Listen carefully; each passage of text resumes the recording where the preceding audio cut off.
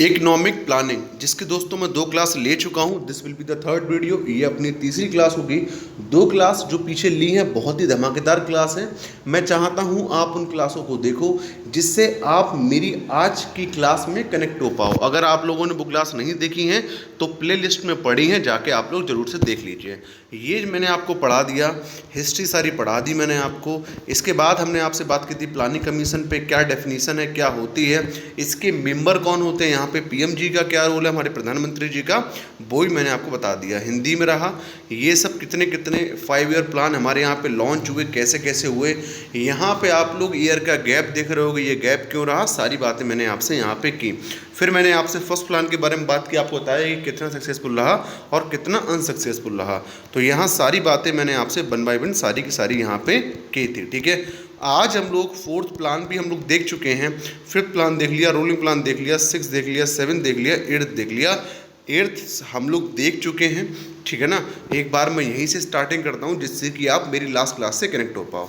तो 8th plan 1992 1997 में मैं आपको कल क्या बता रहा था। देखो मैंने आपसे कहा था ये वो एरा था जहाँ पे हमारे प्यारे भारत की जो फाइनेंशियल कंडीशन थी वह काफ़ी बुरी हो चुकी थी। ठीक है, हमारे पास एट दैट टाइम इतना भी रुपए नहीं था कि हम 15 दिन का ऑयल ले पाएँ। समझ रहे हो आप, नहीं 15 दिन का क्रूड ऑयल कच्चा तेल जिससे कि हम लोग ऑब्टेन करते हैं पेट्रोल को डीजल को, वो भी हम ले पाएँ। हमारे पास इतना पैसा उस समय पे नहीं था। इसके पीछे मैंने आपको कारण बताए और इसके पीछे मैंने आपको बहुत बड़ा रीजन बताया। पीएसयू पब्लिक सेक्टर अंडरटेकिंग, यानी कि सरकारी कंपनियां, जैसे आज के टाइम के ऊपर आप बात कर लो, एयर इंडिया है, पीएसयू हमारे एयर इंडिया है, दूसरा पीएसयू बात करें तो बीपीएल है, तीसरा हमारा एलआईसी है। तो ऐसे ही जो पीएसयू थे ना, उन्होंने दोस्तों एट दैट टाइम कुछ भी कमा के नहीं दिया, जिसकी वजह से सरकार को घाटा हो गया। और जो ये घाटा था सरकार पूरा करती रही, बाहर से उधार ला के। लेकिन एक समय ऐसा आ गया जब इन संस्थाओं ने जिससे बाहर उधार ला रही थी उनने अपना पैसा मांगा। अब भारत के पास तो पैसा नहीं तो देगी कैसे उन्हें, ठीक है ना। तो भारत के पास पैसा था नहीं, भारत उन्हें देने में असमर्थ रही। अब जब हमारे पास 1990 के दशक में हमारा जो फॉरेन रिजर्व था, जो दोस्तों हमारा रिजर्व था जिसमें एक भी डॉलर नहीं रहा, हमारे पास इतने डॉलर नहीं रहे कि 15 दिन का तेल भी ले पाएँ, तो हम फिर से जाते हैं आईएमएफ के पास और आईएमएफ से कहते हैं सर प्लीज़ मुझे लोन दे दीजिए। ठीक है ना, प्लीज़ मुझे सर लोन दे दीजिए। आईएमएफ कहता है आपने अपने पीएसयू के डेवलपमेंट के लिए मुझसे लोन मांगा था, महानुभाव जी का जो विज़न था उसको आपने पूरा करने के लिए मुझसे लोन मांगा था। दोस्तों महानुभाव जी का जो बर्थडे था वो कल था। देखो हम लोग कितने अच्छे दिन पढ़ रहे हैं चीज़ें। तो पीसी महानुभाव जी का जो विजन था, आईएमएफ कहता है कि आपने उसको फुलफिल करने के लिए हमसे पैसा मांगा था, आज तक आपने वही रेपे नहीं किया, तो मैं आपको अगला लोन कैसे दे दूं। स्थिति हो गई श्रीलंका की तरह, जैसे आज श्रीलंका देशों से कह रहा है, जापान से कह रहा है सर लोन दे दीजिए, हमारे इंडिया से कह रहा है लोन दे दीजिए, लेकिन उसको आज कोई लोन देने के लिए राजी नहीं है एक्सेप्ट चाइना। ठीक है, चाइना का बहुत बड़ा लोन श्रीलंका के ऊपर है, लेकिन चाइना ने भैया फिर से दरिया दिली दिखाई है और फिर से कह दिया है चलो आपको कोई लोन नहीं देगा तो हम आपको लोन देंगे। तो इंडिया को उस समय आईएमएफ ने लोन देने से मना कर दिया। आईएमएफ बोला पहले आप पुराना दीजिए फिर हम नया देंगे।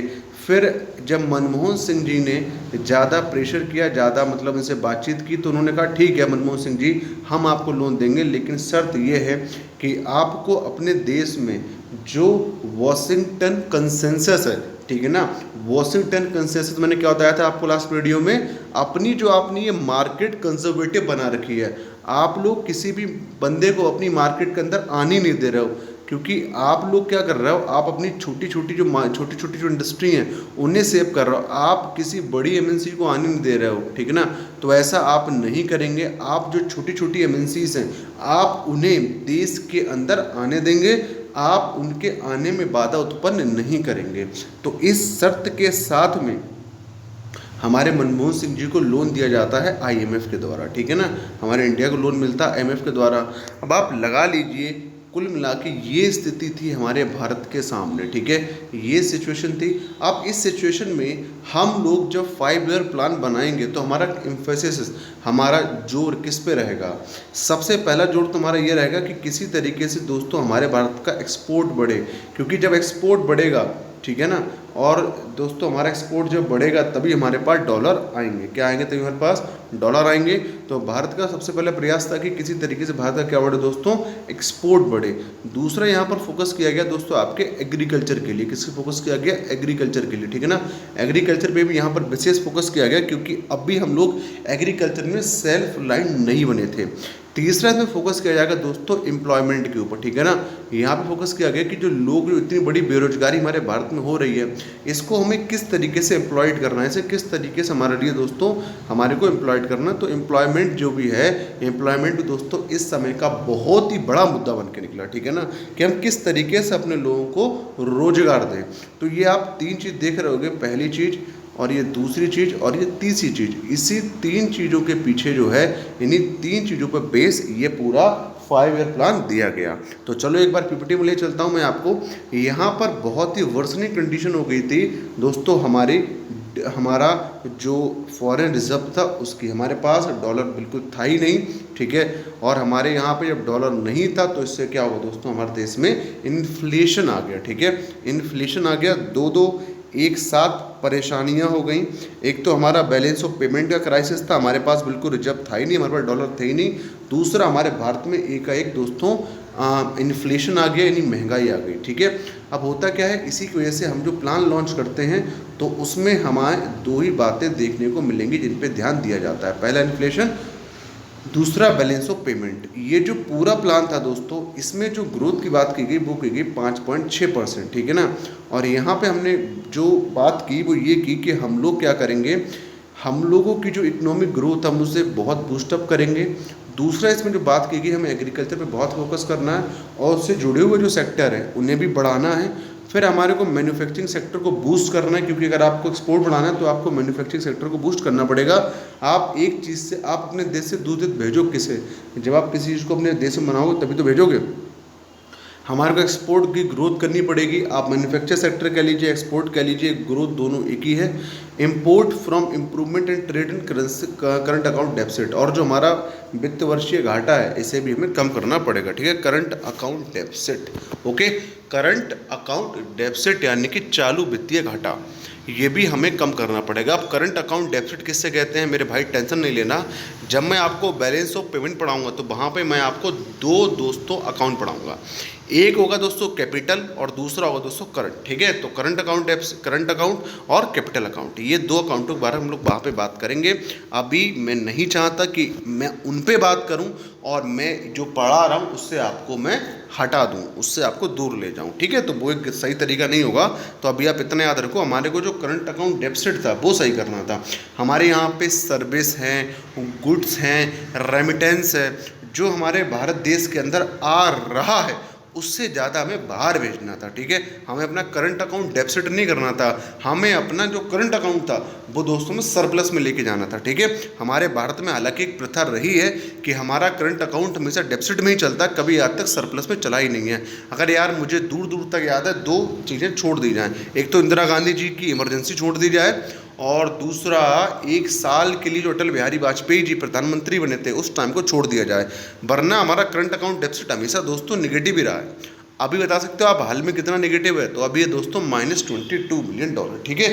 तो अभी भी हमारा 22 अरब डॉलर जो है हम लोग अब भी निगेटिव में ही चल रहे हैं, ओके। तो अब भी हमारा कैसा है दोस्तों? निगेटिव ही है। हालांकि पिछले साल हम ज़्यादा निगेटिव थे, लेकिन इस साल थोड़ा सा हमें इंप्रूवमेंट हुआ है। जीडीपी का 0.8% करंट अकाउंट डेफिसिट जो है हमारा निगेटिव चल रहा है। तो चलो ये बात मैंने बताई। अब चलते हैं 9th प्लान, फ्रॉम 1997 to 2002। अब आ जाता है 9th प्लान। ये जो 9th प्लान है दोस्तों, इसमें हमने फोकस किया मात्र 4 चीज़ों के लिए, ठीक है। हमने यहाँ पे फोकस किया 4 चीज़ों के लिए, 4 चीज़ों के लिए फोकस किया। पहला था क्वालिटी ऑफ लाइफ। हमने फोकस किया यहाँ पे कि लोगों की जो क्वालिटी ऑफ लाइफ है वो बढ़नी चाहिए। दूसरा, हमारे को फटाक से एम्प्लॉयमेंट देना, प्रोडक्टिव एम्प्लॉयमेंट देना फटाक तुरंत से, ठीक है। तीसरा दोस्तों, हमारे पास जो बैलेंस क्राइसिस हो, जो हमारे पास बीओपी क्राइसिस हुआ, हमारे पास डॉलर बचे ही नहीं, इन फ्यूचर ऐसा नहीं होना चाहिए। हमारे पास बैलेंस ऑफ पेमेंट की अच्छी कंडीशन होनी चाहिए। चौथा, सेल्फ लाइफ, हम यहाँ पे लोगों की जो ज़िंदगी है उसे बेहतर बना सकें। तो यहाँ पे आप पहला गोल देखोगे रखा गया कि हमें जीडीपी जो ग्रोथ है इस साल की वो कितनी रखनी है? 8% रखनी है। हमारे को जो गरीबी है वो घटानी है 5% सन 2007 तक। हमारे को दोस्तों हाई क्वालिटी एम्प्लॉयमेंट देना है, ठीक है। हमारे क्या देना है, हाई क्वालिटी एम्प्लॉयमेंट देना है सभी के लिए नहीं, प्राइमरी जो स्कूलिंग होती है वो हमें अपने भारत के अंदर दोस्तों फ्री करनी है और हमारे को यूनिवर्सल करनी है प्लस कंपलसरी करनी है, ठीक है।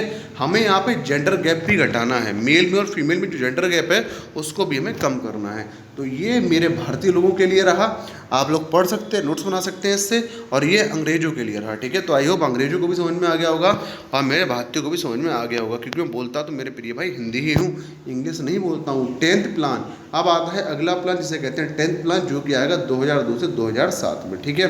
देखते हैं दोस्तों इसके क्या क्या ऑब्जेक्टिव थे। तो जो पहला इसका ऑब्जेक्टिव था वो था कि हमें किसी भी तरीके से जो प्रति 10 साल के हिसाब से जो पॉपुलेशन इंक्रीज हो रही है उसे हमें घटानी है। मान लो एक साल में पॉपुलेशन बढ़ रही है 100 व्यक्तियों की, तो हमारे को अगर 10 साल है उसमें इस पॉपुलेशन को 16% कम करना है, यानी कि हमें इस बार ये पॉपुलेशन करनी है 84। पिछले 10 सालों से प्रति 10 साल आप मान लीजिए 100 अगर जनता जनार्दन बढ़ रही थी देश में, तो यहाँ पे इस 10th प्लान में ऐसा ऑब्जेक्टिव रखा गया कि अगले आने वाले जो 10 साल हैं उसमें पॉपुलेशन मात्र बढ़नी चाहिए 84, 100 नहीं बढ़नी चाहिए, ठीक है। दूसरा टारगेट रखा गया जो लिटरेसी रेट है हमें उसको 72% तक लेकर आना है सन 2007 तक, और सन 2012 तक लेकर आना है 80% तक, ठीक है।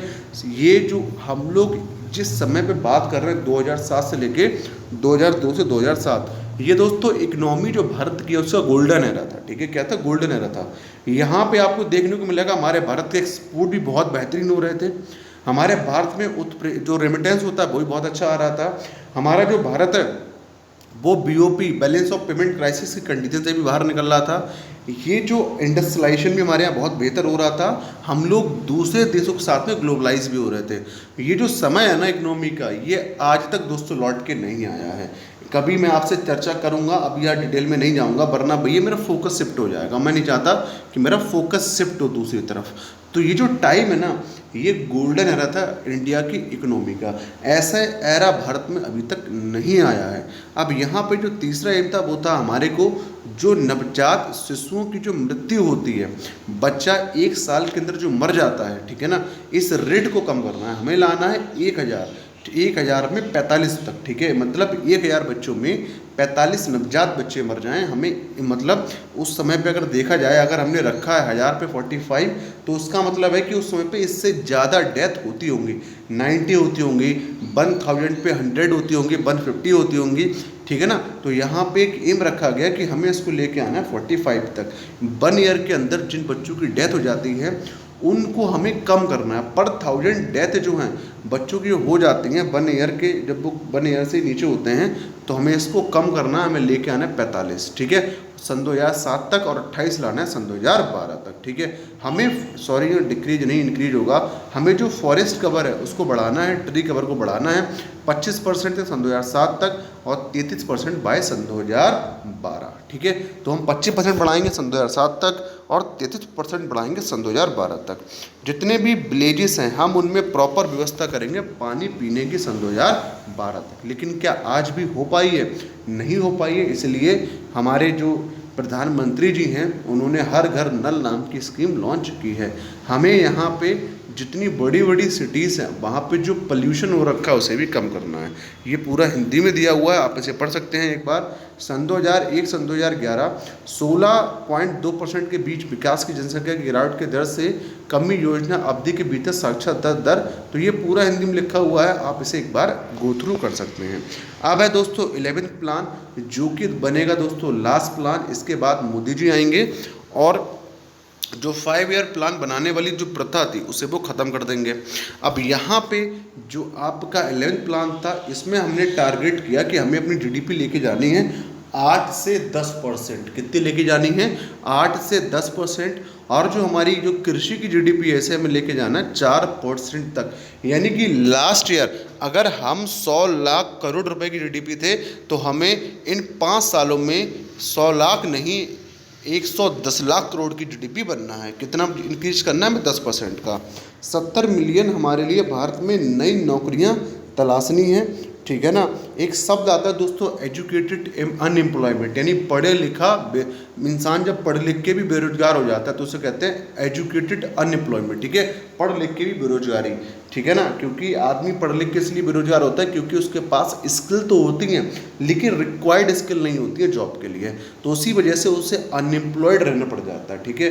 तो यहाँ पे उसकी बात की गई कि हम इसके लिए भी कम करेंगे, कितना 5% रिड्यूस करेंगे दोस्तों ड्रॉप आउट के लिए। कुछ बच्चे क्या करते हैं, पढ़ते हैं लेकिन फिर एलिमेंट्री जो उनकी शिक्षा होती है उसमें वो पढ़ाई के लिए छोड़ देते हैं।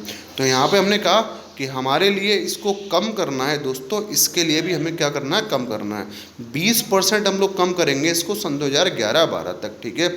और यहाँ पे हम इसको लेकर आएंगे 85% तक सन 2012 तक, यानी कि सन 2012 तक 85% बच्चा ड्रॉप आउट नहीं करेगा और सन 2007 तक हम इसको लेके आएंगे 50% तक, ठीक है, कि 50% बच्चा जो है वो क्लासों को ड्रॉप आउट नहीं करेगा, एलिमेंट्री एजुकेशन लेगा, फिर वो एकेडमिक लेवल की भी एजुकेशन लेगा।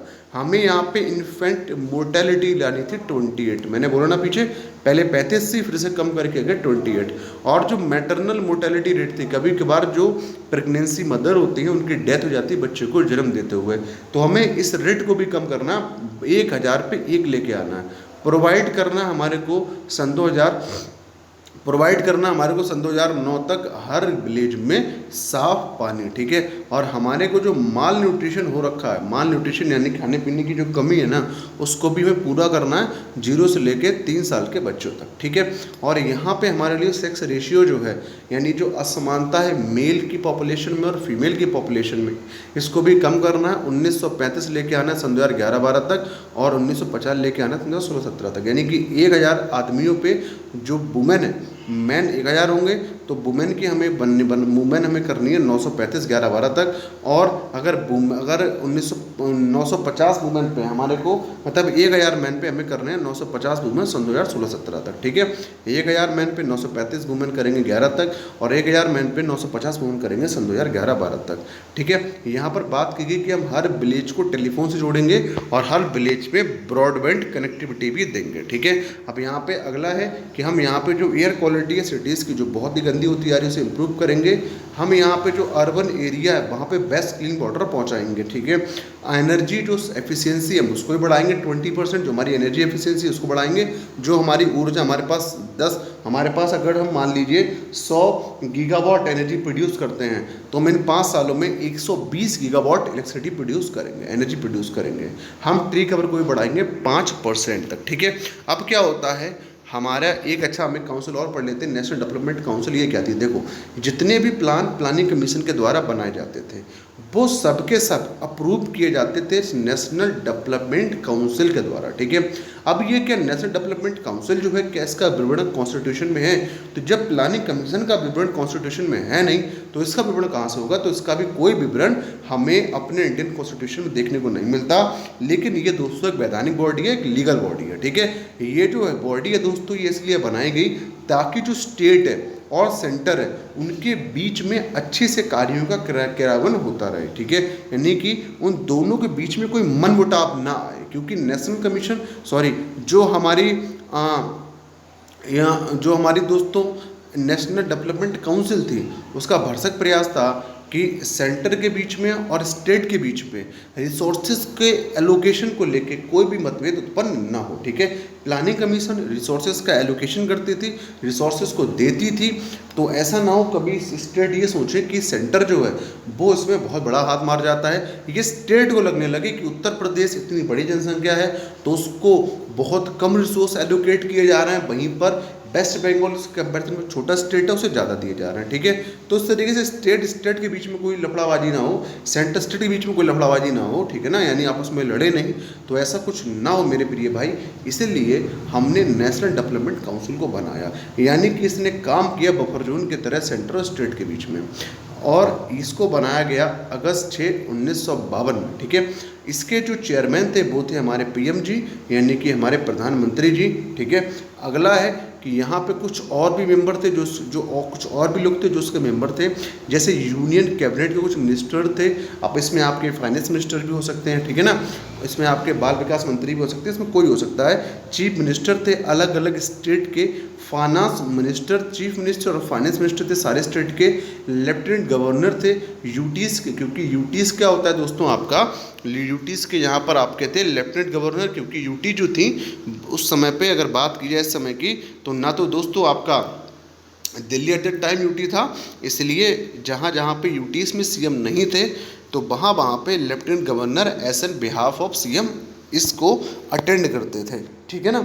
और गवर्नर थे सेंट्रल रूल स्टेट के, ठीक है, ऐसी जगह जहाँ पे गवर्नर रूल करती थी जिन स्टेट के लिए, जैसे आज के समय के ऊपर जो यूटीज़ है जिन्हें सीधे सेंटर रूल कर रही है, हम लोग बोलते हैं ना यूनियन टेरिटरी, यानी यूनियन की टेरिटरी यानी यूनियन का क्षेत्र, तो वहाँ पे गवर्नर जो हैं वो इस नेशनल डेवलपमेंट काउंसिल का हिस्सा थे। एक बार फिर बता रहा हूँ, ध्यान से सुनिएगा, कुछ अराजक तत्व हैं, आप इनमें ध्यान मत दीजिए। तो देखो सबसे पहले मैंने क्या बताया आपके लिए, नेशनल डेवलपमेंट काउंसिल के जो चेयरमैन थे वो थे दोस्तों आपके पीएम। यूनियन कैबिनेट मिनिस्टर जो थे वो दोस्तों इसका हिस्सा थे, ठीक है ना। और दूसरा चीफ मिनिस्टर और फाइनेंस मिनिस्टर थे स्टेट के। अब वो यूटी जहाँ पे ना तो आपके चीफ मिनिस्टर होते हैं ना आपके फाइनेंस मिनिस्टर होते हैं, तो वहाँ पे होते हैं आपके लेफ्टिनेंट गवर्नर, ठीक है, तो वो इसका पार्ट थे। और कुछ ऐसी जगह होती हैं जहाँ पे गवर्नर भी इसका हिस्सा थे, और गवर्नर ये वो नहीं थे, स्टेट के नहीं थे जहाँ पे ऑलरेडी प्राइम मिनिस्टर है, ठीक है ना, वहाँ के नहीं थे गवर्नर। कहाँ के, जैसे आज नागालैंड की बात की जाए, नागालैंड अभी न्यूज़पेपर में है, तो वहाँ के जो हैं ये क्या होंगे, नेशनल डेवलपमेंट के काउंसिल के मेंबर होंगे, यानी कि जहाँ पे जो सेंटर की जगह है, जो सेंटर की टेरिटरी है, वहाँ पे चाहे लेफ्टिनेंट गवर्नर हो चाहे गवर्नर हो, कोई भी हो, उन दोनों के लिए ही इसका पार्ट बनाया गया। अब बात करते हैं नीति आयोग की। जैसे ही हमारे फेवरेट नरेंद्र मोदी जी आते हैं, तुरंत प्लानिंग कमीशन को वो हटा देते हैं, ठीक है, और एक नया उसके जगह पर संस्था को लेके आते हैं, इसका नाम होता है नीति आयोग, ठीक है ना। प्लानिंग कमीशन को हटा देते हैं और योजना आयोग को ख़त्म करके बनाते हैं ये नीति आयोग। क्या बना देते हैं इसको, नीति आयोग। ऐसा इसलिए किया जाता है क्योंकि इनका मानना है, हमारे प्रधानमंत्री जी का, कि यहाँ पर फिजिकल फेडरलिज्म नहीं है। यहाँ पे जो ये प्लानिंग कमीशन है ना, इनका मानना है कि वो सेंटर के बिहाफ पे काम करती है, ठीक है ना।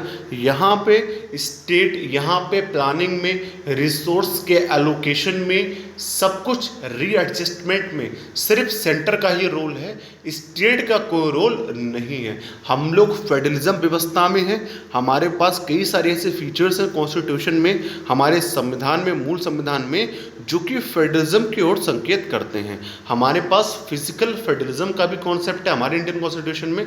तो ये जरूरी था कि जो प्लानिंग कमीशन है, जो कि इतनी इंपॉर्टेंट संस्था है देश की, उसमें स्टेट का भी रोल हो, ठीक है।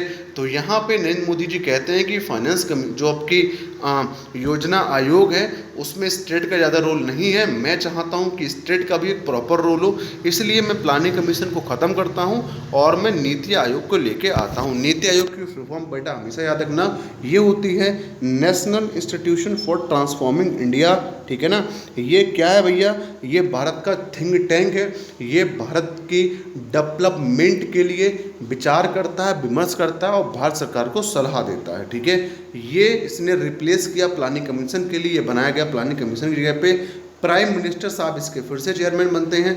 अब यहाँ पे आप देखोगे प्लानिंग कमीशन के अंदर आप देखोगे कि जो स्टेट के मेंबर्स हैं, चाहे वो सीएम हो चाहे आपके फाइनेंस मिनिस्टर, उनका कोई रोल नहीं था, लेकिन यहाँ पे डायरेक्ट रोल है, ठीक है। यहाँ पे आपके स्टेट के चीफ मिनिस्टर लिए जाते हैं, दिल्ली के चीफ मिनिस्टर और पुडुचेरी के लिए जाते हैं। आपको पता है 2 जगह ऐसी हैं जहाँ पे दोस्तों चीफ मिनिस्टर बैठते हैं, बाकी सारी यूटीज़ में कौन बैठते हैं, आपके गवर्नर या फिर लेफ्टिनेंट गवर्नर, ठीक है, सॉरी सिर्फ गवर्नर बैठते हैं, ठीक है। तो यहाँ पे आपके chief minister Delhi and Puducherry हो गए, इनको भी इसका पार्ट बनाया गया, गवर्नर ऑफ अंडमान निकोबार और आपके vice chairman nominated by the prime minister, ठीक है। तो इसमें नीति आयोग में 22 चेयरमैन भी होते हैं जो कि नॉमिनेट किया जाता है पीएम के द्वारा, ठीक है। और यहाँ पे गवर्नर अंडमान निकोबार के भी इसके पार्ट बनते हैं। In addition to full member यहाँ पे कुछ पार्ट टाइम मेंबर भी होते हैं, ठीक है, जो कि होते हैं जैसे कि 4 एक्स ऑफिशियल मेंबर बनते हैं and a chief executive officer. ये 2 पद ऐसे होते हैं जो कि दोस्तों आपके टेम्पररी होते हैं, परमानेंट नहीं होते, ठीक है। अब अगला है the temporary member are selected from leading universities and research institutions. तो यहाँ पे कुछ परमानेंट टेम्पररी मेंबर्स भी जो मैंने बताए लिए जाते हैं, ये हमारे भारत के जो बहुत बहुत बड़ी यूनिवर्सिटीज़ हैं या रिसर्च इंस्टीट्यूशन है वहाँ से उठाए जाते हैं, वहाँ से लिए जाते हैं। चलो दोस्तों, मैंने आज आपका जो प्लानिंग कमीशन है वो ख़त्म कर दिया, ठीक है ना। तो आज जो है मैं आपसे एक छोटी सी रिक्वेस्ट करना चाहता हूँ दोस्तों, बहुत छोटी सी रिक्वेस्ट है मेरी आपसे, रिक्वेस्ट है कृपया करके आप इसको बहुत ध्यान से सुन लीजिएगा। देखिए दोस्तों, अगर आपको रिगार्डिंग माई लेक्चर कोई कंप्लेन, ठीक है ना, अगर ये आपका कोई सजेशन है, आप चाहते हैं कि सर यार ऐसा कर दे तो हमारे लिए बहुत अच्छा रहेगा, हमारे लिए it will very very good, तो मैं आपसे चाहूँगा कि अगर आपका कोई रिलेटेड सजेशन है, अगर आप कोई अपना सजेशन देना चाहते हैं, अगर आपके मन में कोई सुझाव है मेरे लिए, तो मैं चाहता हूँ आप उस सुझाव को मेरे लिए ज़रूर बताएं। कहाँ पे बताएंगे? देखिए, आपको मुझे बताना है सचिन गुप्ता 9536@gmail.com, ठीक है। तो आप यहाँ पे आपके मन में अगर कोई भी सुझाव, आप मुझे कोई सुझाव देना चाहते हैं, या फिर आप चाहते हैं कि सर अगर ऐसा कर ले तो उससे होगा क्या कि हमारा ज़्यादा भला हो पाएगा। देखो, मैं चाहता हूँ आपका ज़्यादा से ज़्यादा भला हो। ऐसा करने के लिए मुझे चाहे 1 घंटा रोज़ का ज़्यादा लगाना पड़े तो मुझे इसमें कोई दिक्कत परेशानी नहीं होने वाली, लेकिन मैं चाहता हूँ आप अपने जो सजेशंस हैं वो हमें दें, ठीक है। आप बताएं कि सर आप ऐसा करिए तो इससे जो है हमारा भला ज़्यादा होगा, ठीक है। तो सचिन गुप्ता 9536@gmail.com मेरे से ही एसोसिएटेड का अगर आपका किसी भी टीचर से एसोसिएटेड कोई भी सजेशन है तो आप मुझे यहाँ पे प्लीज़ लिख के भेज सकते हैं। कोई भी आपको लगता है कि ये सुझाव देने की ज़रूरत है, ये चीज़ नहीं अच्छे से हो पा रही है, ठीक है ना। मुझे पहले एक सुझाव दिया गया था आप लोगों के द्वारा कि नोट्स इंग्लिश हिंदी दोनों में नहीं होते हैं। आज आप लोग देख सकते हो नोट्स इंग्लिश में भी हैं और उतने हिंदी में भी हैं, ठीक है। तो इसको मैंने माना, इसको इम्प्लीमेंट भी किया है। तो अगर आपके पास भी कोई सुझाव है तो आप मुझे वो दे सकते हैं। दूसरी बात दोस्तों, मेरी आप सबसे एक और छोटी सी रिक्वेस्ट है। देखिए, ये जो चैनल है दोस्तों, ये तभी तक चल रहा है जब तक आप लोग इसको चाह रहे हैं, ठीक है ना। जब तक आप इसको देखना चाहते हैं तभी तक मैं इस चैनल को चलाने वाला हूँ। तो मेरी आपसे रिक्वेस्ट है, अगर आप चाहते हैं फ्यूचर में चैनल चलता रहे तो आप जितनी वीडियो दोस्तों यहाँ पर पढ़ रही हैं उसमें से दोस्तों 1-2 वीडियो मेरी आपसे रिक्वेस्ट है अपने फ्रेंड के बीच में दोस्तों ज़रूर शेयर कर दीजिएगा, ठीक है। शेयर, ठीक है, तो ज़रूर शेयर कर दीजिएगा। इससे दोस्तों होगा कुछ भी नहीं, इससे बस ये होगा ना कि जब ज़्यादा लोग देखने वाले आएंगे तो हमें दोस्तों मोटिवेशन ज़्यादा मिलेगा, ठीक है ना। देखो, हमारे लिए आपका लाइक है, सब्सक्राइब है, ठीक है, और आपका दोस्तों लाइक होता है, सब्सक्राइब होता है, they are the source of motivation for us, ठीक है ना। इनसे हमें बहुत ही दोस्तों मोटिवेशन मिलता है। हम लोग यहाँ सिर्फ काम करते हैं मोटिवेशन के लिए। अब बताओ, आप लोग एप्रिसिएशन ही नहीं करोगे, आप लोग ना लाइक करोगे ना कमेंट करोगे, किसी तरीके का कोई मोटिवेशन हमें आएगा ही नहीं, तो हम लोग इस चैनल को क्यों चलाएंगे। रही बात देखो दोस्तों मनी वाली, ठीक है ना, तो मनी कहीं से कमाई जा सकती है। ऑनलाइन जो पढ़ाते हैं उन्हें पता है ऑफलाइन पढ़ाने से दुगनी मेहनत ऑनलाइन में लगती है, ठीक है ना। 2 टाइम मेहनत लगती है ऑनलाइन में, और जहाँ मैं ऑफलाइन पढ़ाता हूँ वहाँ मेरा दोस्तों अच्छा खासा सेटलमेंट, अच्छा खासा कमा लेता हूँ। तो मुझे ज़रूरत नहीं है कि मैं ऑनलाइन आके पढ़ाऊँ, बस मैं इसलिए पढ़ाता हूँ ताकि आप लोगों से मुझे अप्रिसिएशन मिले, मैं ज़्यादा से ज़्यादा बच्चों के साथ में जोड़ पाऊँ। क्योंकि सीधी बात है ना, अब तक बहुत पढ़ा लिया 15, 20, 35, 40, 50, 60 बच्चों को। अब मेरी इच्छा है कि मैं बहुत ही अच्छे लेवल पे पढ़ाऊँ। और यहाँ पे पूरा चक्कर ये कि आप जानते हो यूट्यूब पे एजुकेशन फ्री है, आपको मैं वीडियो दे रहा हूँ, आपको रुपये नहीं देना पड़ रहा है इसका। तो इससे होता क्या है कि वो बहन भाई हमारे जो कि अफोर्ड नहीं कर सकते, उनके लिए फ्री क्लासेस जो है ना दोस्तों, उनको सपने को पूरा करवा सकते हैं। तो अगर आप दोस्तों ऐसे किसी बच्चे को जानते हो जो नहीं अफोर्ड कर पाता ट्यूशन, जिसे फ्री की ट्यूशन जो है वो चाहिए और वो अच्छा कर सकता है, आप लोग जानते हो वो अच्छा पढ़ सकता है, तो दोस्तों ये मेरी आपसे रिक्वेस्ट है कि इस वीडियो को उस बच्चे तक ज़रूर पहुंचाइए। और आपको भी अगर वीडियो में कुछ दम लगती है कि हाँ अच्छी वीडियो लग रही, गुड वीडियो है, तो दोस्तों कम से कम मेरी आपसे एक रिक्वेस्ट है कि आप इस वीडियो को शेयर तो दोस्तों कर ही दीजिए करिए। शेयर करने में कोई कंजूसी दोस्तों नहीं किया करिए, क्योंकि शेयरिंग इज़ केयरिंग। आप लोग शेयर करेंगे, हम आपके लिए बेस्ट कंटेंट लेकर आएंगे। आप लोग नहीं शेयर करेंगे, हम भैया यूट्यूब से गायब हो जाएंगे, ठीक है ना। ऐसे गायब हो जाएंगे जो आपको कभी दोस्तों ढूंढने से मिलेंगे भी नहीं, समझ रहे हो, गायब। तो यहाँ आपसे मैं चाहता हूँ बस एक ही चीज़ है, वो ये है आपका लव और सपोर्ट। यार इतना करते हैं हम आपके लिए, तो हम आपसे लव और सपोर्ट भी अगर दोस्तों ना अगर मान के चलें तो दोस्तों बेकार है, फिर हमारा आपका किस काम का बॉन्ड, ठीक है ना। और हम चाहते हैं आप हमसे जुड़े रहो। इसके लिए हमने आपको बहुत कॉन्टेक्ट बताएं। हमने आपको अपना व्हाट्सएप नंबर देने से कभी इनकार नहीं किया। जीमेल जब तक देते रहते हैं। आप मेरे इंस्टाग्राम पे आओ, मुझे मैसेज करो। मेरा इंस्टाग्राम है सचिन गुप्ता। आप मुझसे बात करो यार, कोई परेशानी वाली बात नहीं है। आपसे कोई एजुकेटर आज के समय में बात नहीं करेगा, लेकिन मैं आपको गारंटी दे रहा हूँ, आप मुझसे आओ, बात करो उस एड्रेस पे, सचिन गुप्ता 9536। एक बार आप इंस्टाग्राम पे आओ, मुझे मैसेज करो, ठीक है ना। मैं आपसे बात करूँगा, ठीक है। आपकी जो भी दिक्कत होगी उसे मैं सॉल्व करूँगा। अगला, यहाँ पे हम आपको नोट्स भी बहुत बता चुका हूँ कि आपको नोट्स भी देता हूँ। नोट्स आपको कहाँ मिलेंगे तो बता दूँ आपको, सवरिया क्लास टेलीग्राम चैनल है, इस पे आप जाइए, आपको कोचिंग का एक पोस्टर लगा हुआ मिलेगा, उस पर जाके आप ज्वाइन कर लीजिए। आपको सारे नोट्स समय के साथ मिलते रहेंगे, ठीक है। तो चलो मैं आज की क्लास को एंड करता हूँ। बस यार यही कुछ मेरे आपसे दोस्तों मुझे कहना था।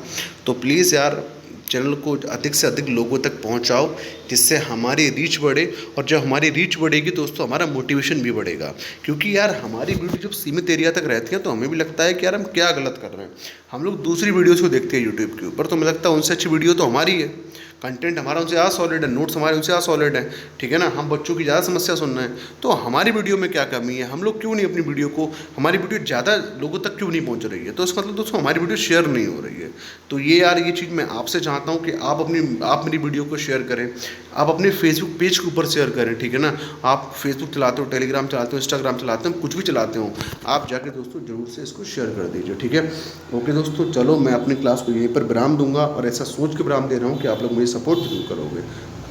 थैंक यू दोस्तों। अगली क्लास जो होगी दोस्तों मेरी वो होगी बजट की, ठीक है। कौन सी क्लास होगी?